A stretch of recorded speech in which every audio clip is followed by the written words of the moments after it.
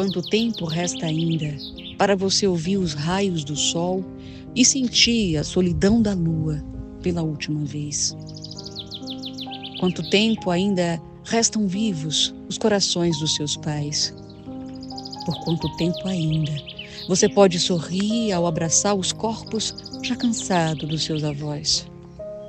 Por quantas vezes ainda se alegrará com os feirantes felizes das feiras dos bairros por onde vai? Quanto tempo resta ainda para seus irmãos recordarem das travessuras, quando o dia lá fora era um pé nas cruzadas e o outro no gol? Quanto tempo resta ainda para você dizer, amo você?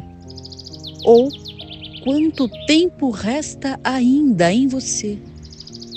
Quem sabe não reste nunca mais, ou ainda reste um pouco mais.